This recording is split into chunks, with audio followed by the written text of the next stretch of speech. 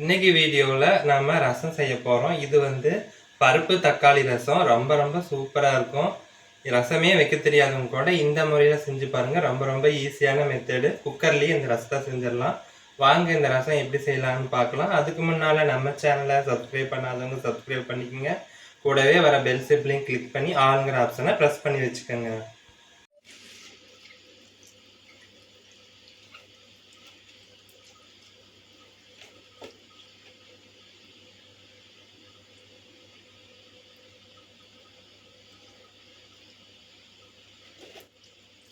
செம டேஸ்ட்டாக இருக்குங்க. கண்டிப்பாக ஒரு வாட்டி ட்ரை பண்ணி பாருங்கள்.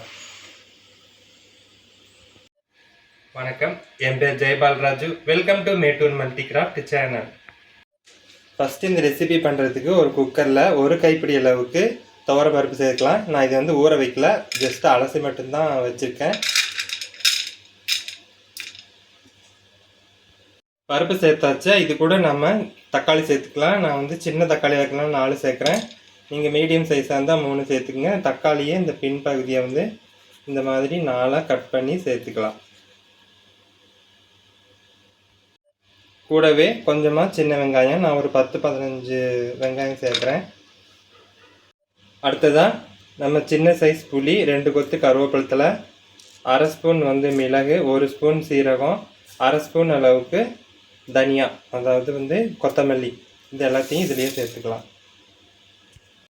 இப்போ இதுக்கு தேவையான அளவு தண்ணி ஊற்றிக்கலாம். கொஞ்சமாக மஞ்சத்தூளும் சேர்த்துக்கலாம். குக்கரை மூடி மீடியம் ஃப்ளேமில் நம்ம 2 விசில் விட்டு எடுத்துக்கலாம். இப்போ மீடியம் ஃப்ளேம்லேயே 2 விசில் விட்டு எடுத்துக்கலாம். இப்போ 2 விசில் வந்து ப்ரெஷர் எல்லாம் போயிடுச்சு. இங்கே பாருங்கள், சூப்பராக எல்லாமே நல்லா வெந்து வந்திருக்கு. இப்போ நம்ம இது ஒரு பாத்திரத்தில் மாற்றிட்டு நல்லா ஆற விட்டுடலாம்.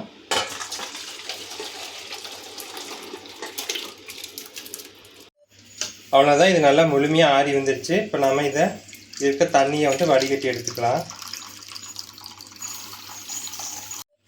இப்போ நம்ம இருக்கிற தக்காளி இருக்க தோலெல்லாம் கழட்டி எடுத்துடலாம்.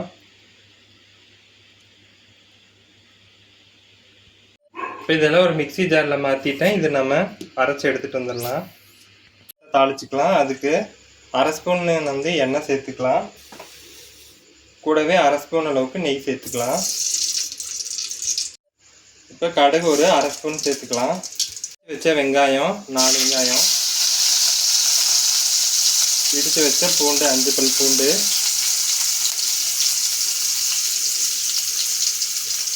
வதக்கிக்கலாம். 3 மிளகாய் சேர்க்குறேன். 2 கொத்து கருவேப்பிலை தழை. இது எல்லாத்தையும் சேர்த்து நல்லா வதக்கிடலாம். வெங்காயம் பூண்டெல்லாம் நல்லா வதங்கி வந்துடுச்சு. இப்போ நம்ம பருப்பு வேக வச்ச தண்ணியை உள்ளே சேர்த்துக்கலாம். நம்ம அரைச்ச பருப்பு பேஸ்ட்டையும் உள்ளே சேர்த்துக்கலாம். நான் மிக்சி ஜாரை கழுவி ஒரு 4 டம்ளர் அளவுக்கு தண்ணி சேர்க்குறேன். கலந்து விட்டுடலாம். கொஞ்சமாக மஞ்சத்தூள் சேர்த்துக்கலாம். கொஞ்சமாக பெருங்காயத்தூள், அளவுக்கு கல் உப்பு போட்டு நல்லா கலந்து விட்டுடலாம். தண்ணி எவ்வளோ தேவையோ அதுக்கு தகுந்த மாதிரி நம்ம அட்ஜஸ்ட் பண்ணிக்கலாம். இப்போ ஒரு மூடி போட்டு மூடி சிம் ஃப்ளேம் வச்சுட்டு ஒரு 5 நிமிஷம் அதை நல்லா கொதிக்க விட்டுடலாம்.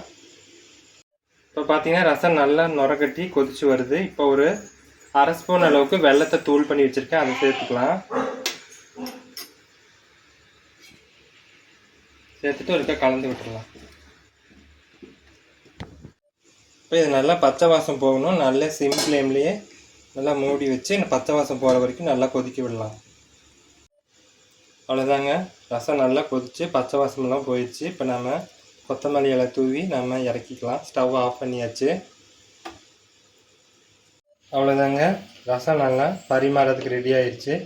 மணக்க மணக்க இது நல்லா அரைக்கும் போதும் சரி, தாளிக்கும் போதும் சரி, செம வாசமாக இருக்கும். நல்லா டேஸ்ட்டாகவும் இருக்கும். இது நம்ம ஒரு சாதத்தில் போட்டு பிசைஞ்சு சாப்பிட்டு பார்க்கலாம். நல்லா தாராளமாக ஊற்றி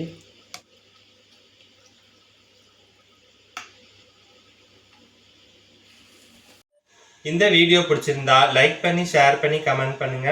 மறக்காம நம்ம சேனலை சப்ஸ்கிரைப் பண்ணிக்கோங்க. மீண்டும் அடுத்த வீடியோவில் சந்திக்கலாம்.